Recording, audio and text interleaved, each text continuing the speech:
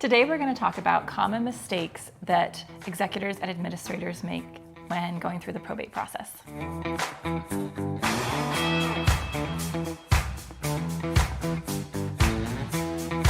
I'm Kim Ward. I am a certified probate real estate advisor here in beautiful San Diego. And I'm Ashlie Rivera. I'm a certified probate real estate advisor as well, also here in San Diego County.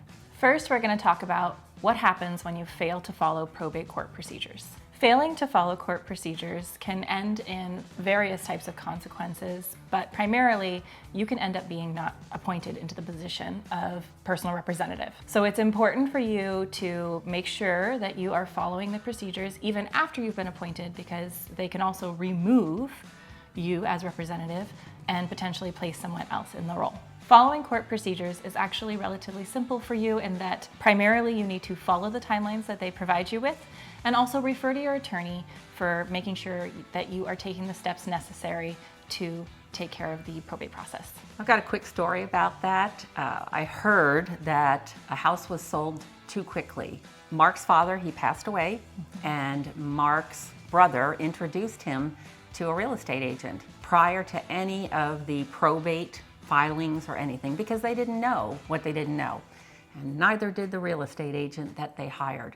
The property was put on the market, and actually they received offers, and they even opened escrow because we saw it in the multiple listing service as a pending a sale. Of course, because there was part of a probate, or should have been, the property could not have been sold. And they found out once they opened escrow and the title company started looking at all the documentation, and they said, Mark, you can't sell this house. It's an estate property, and it's going to have to go through the probate process. So of course, what happened was the property had to be withdrawn from the multiple listing service. The probate process had to be started. The buyer canceled and walked away. And if they hadn't had a good escrow and title company that stopped this whole process, it could have been a real mess for Mark and his family. Next, we want to talk about not notifying creditors and paying debts. That mistake means that sometimes an executor, administrator, or trustee will think that they can distribute funds prior to paying any bills or creditors, mortgage, things like that. The consequence of that is that the personal representative could be personally responsible for those bills, including any medical bills. The way to avoid that is to make sure any creditors are aware of the death of your loved one, and also there's a way to post things in a newspaper that is considered making notice to any possible creditors. After the notice is published, then you have to wait a certain amount of time. Your probate attorney can guide you with that timeline. What's important is that creditors must be notified properly, and any kind of debts must be paid prior to distributing any assets. Next, let's talk about mismanaging estate assets. This mistake would be neglecting to maintain the personal property of the estate, so the home in this particular case, or co-mingling funds. These can end in the consequence of facing legal action from the other beneficiaries due to the mismanagement of financial assets. So how can you avoid this? First, you can secure and maintain the property. So this would be things like making sure that you have a lawn care company, ensuring that the property is secure, making sure that the insurance is being paid on time. One of the things we actually suggest to many of our clients is if they live out of town and the property is going to be vacant, we recommend that they get a temporary alarm system. We have a company here in San Diego that we use often. It is about $100 to install the security system and just under $50 a month to maintain that. The temporary alarm system is an additional way to protect the property from anybody potentially breaking in, and it helps to protect the asset and shows proof that you, as the estate representative, are actually trying to do what you can to keep the property safe and secure.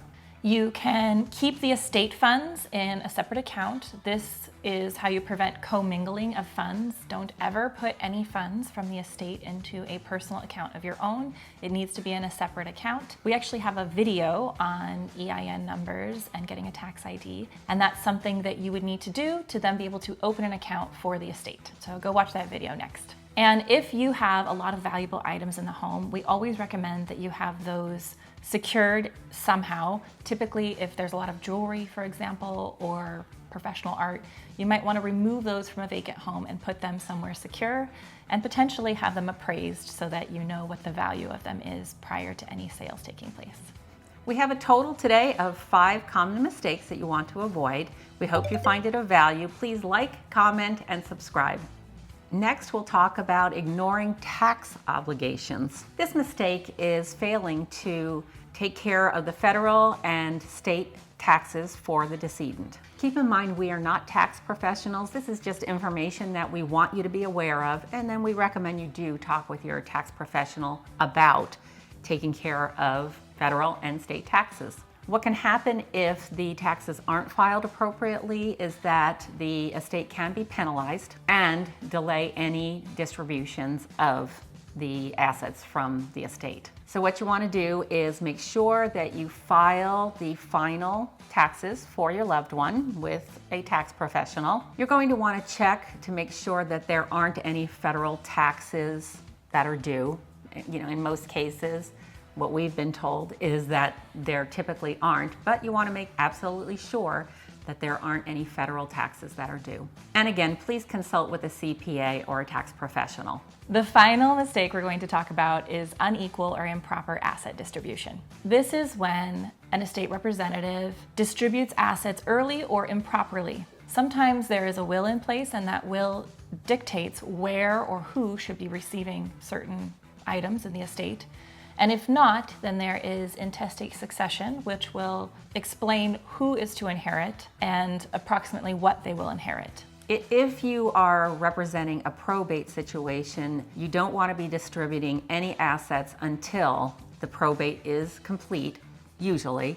There are some situations where a family member or beneficiary needed funds, and your attorney then could petition the courts to release some of the funds, such as a case we had where the adult son was living in the home and he didn't have any funds to be able to move out of the home. So his sibling, who was the executor, worked out with his attorney and the probate courts to release, I think it was $10,000, so that he could move out of the home and that the home could be sold. If for some reason you do distribute assets improperly, it can end in a lawsuit for you, potentially, because other beneficiaries might discover that something was improperly distributed, and they may want to hold you accountable for that action. And going back to that, what I was just talking about, the story, all the other beneficiaries were aware that the $10,000 was being released to their brother. And of course, that $10,000 was part of his inheritance and would have been removed from the final distribution. So just to recap, how you would avoid this is to not distribute assets prior to the close of escrow, prior to court approval for distribution of assets. Ensure that you're not giving away items that the will dictates should go to a specific person. You don't want to give those items to the wrong person. And finally, if there's a dispute, this is an additional step you can take. If there's a dispute between siblings for a particular item, you can use mediation, arbitration, and try and go through that process to determine what to do about that particular asset. And we hope you can avoid that because it's costly and takes a lot of time.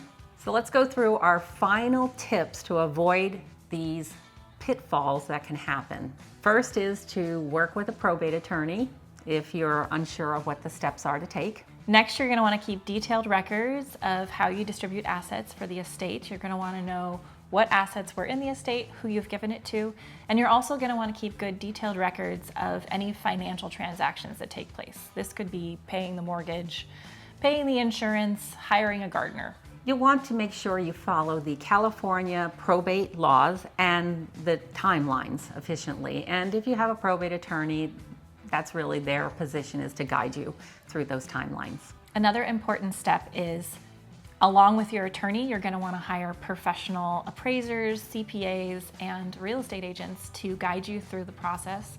You want to make sure that you have the right steps being taken to get you through so that you don't make any mistakes. And something we really recommend is that you maintain clear communication with all the beneficiaries.